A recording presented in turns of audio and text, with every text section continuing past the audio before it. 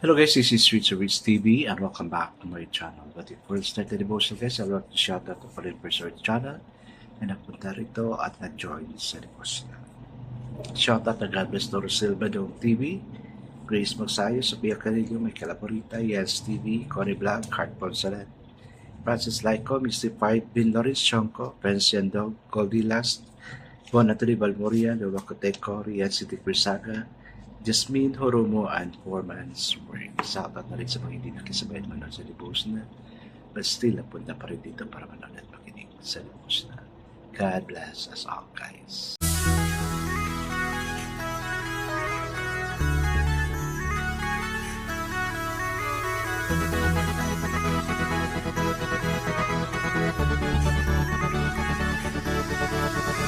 Rich TV, where you heard it, number one is on the top.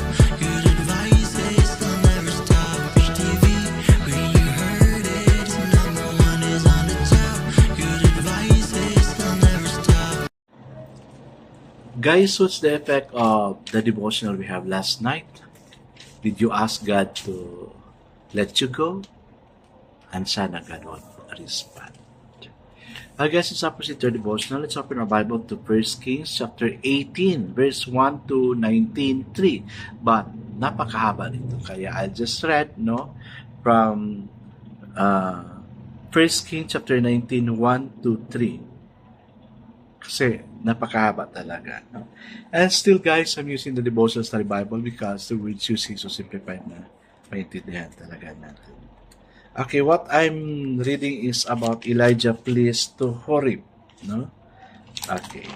So the word of the Lord in 1 Kings chapter 19 verse 1 to 3 says, Now Ahab told Jezebel everything Elijah had done and how he had killed all the prophets with a sword.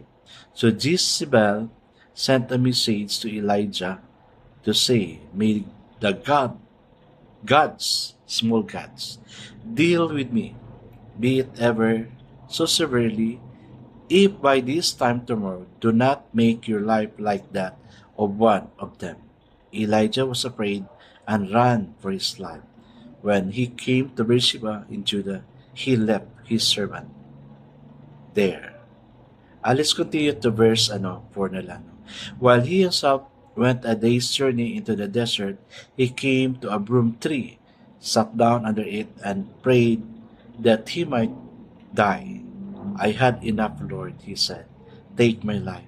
I am no better than my ancestors. Amen. Okay.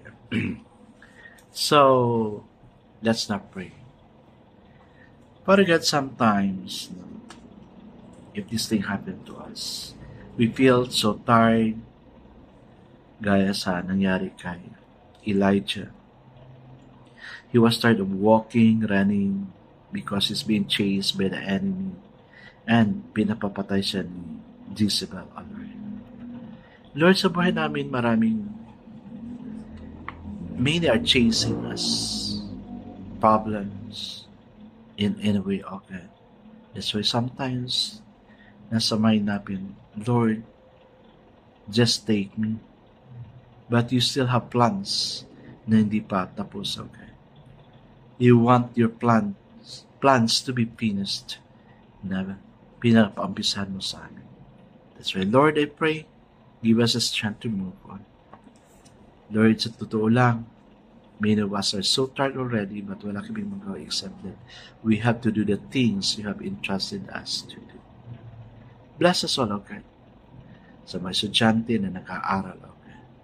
I pray for blessing upon them, Lord. Wisdom, knowledge, understanding to upon them. Kung ano yung pinag-aralan nila, natutunan nila, that they would really pass on to the testings, obstacles, struggles they have in their studies. Sa amin naman, O God, na nagtatrabaho for our mga anak, ikaw, dear God, na mag-bless your divine wisdom on how to provide the needs of the family. Thank you for those who are here. I know we're so blessed because you have given us this opportunity to listen to you. Lord, we open our senses unto you. In Jesus' name we pray. Amen and amen. So the focus verse for this evening, guys, is found in 1 Kings chapter 19, verse 1 to 2, and it says, Ahab told Jezebel all that Elijah has done, and how he had killed all the prophets with a sword. Then Jezebel sent a message to Elijah, saying, So may the gods, again small gods, do me and even more, if I do not make your life as the life of one of them by tomorrow about this time. So may bahat sa kanya.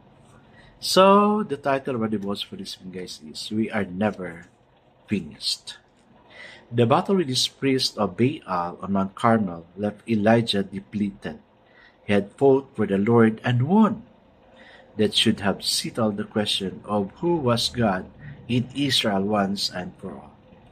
But what Elijah thought was the final battle with evil. Jezebel regarded as a skirmish. Elijah had only touched the peak of the iceberg of the evil in the land. Jezebel was more dangerous than ever after the defeat of his priest, and Elijah was never more vulnerable to discouragement than after his spectacular victory. The emotional height of his triumphs clouded his perception of his emotional, physical, and spiritual exhaustion. Jezebel's betrayalic threat undid him. So may the gods do to me and more so if I do not make your life as the life of one of them by this time tomorrow. And Elijah was afraid. We all had times like that. We battle life's problem and win. Hard work for the Lord and know superhuman effectiveness. And then suddenly a small threat or mishap throws us into a tailspin. That's when we need the Lord's perspective and power. Amen and amen. Kasi guys, no, kadalasan inunahan tayo ng takot. Kaya, like Elijah, we decide to be like that. Asking God, Lord, take my life. Mas mabuti pa siguro itong ganito. But this is not the solution God wants us to do. The solution God wants us to do is to draw Him closer. Draw us closer to Him. Yan yung gusto ni Lord, na ma-dependent tayo sa Kanya. Kasi the more we are so dependent to Him, the more blessings we have. Last night, I talked with a pastor. Then, a young pastor, the age of 50. Before siya nag-50 pala, he underwent to 3 blood clot aneurysms sa brain. But yet, he survived. Sabi niya, Lord, I'm serving you. Take that aneurysm. Kasi, 3 aneurysm, wala. Ano ka na talaga? I was amazed of his life. But he did not give up. He still moved on. Kasi, may pinapagawa pa sila sa kanya na hindi pa natapos. Well, financially, ini din siya. But the word of his life is, thank you, Lord, for everything. Praise God for everything.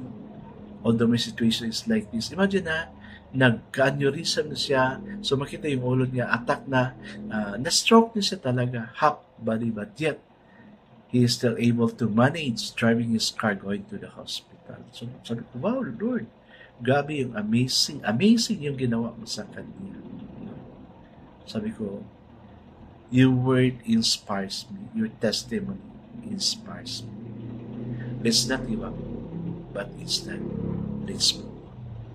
If God gave Elijah and other people an opportunity to handle the situation, then why not for us? God is the big God, not the God of Jezebel, na marami at maliliit na God. They're the God that cannot move. But our God is so powerful and mighty that can move things to make it possible for us. Okay, guys, we are never finished. And let's move on to what God is asking us to do. For sure, God will give us the power to move on. I guess let's not pray. The Lordly Prince is our strength for each new battle. Amen and amen. Yes, guys, God would replenish the strength we have for the battle. God bless us always because I know God surely blesses 10 times better. This is again Rich Rich TV. Kita-kita tayo ulit. Sa muli. Paalam.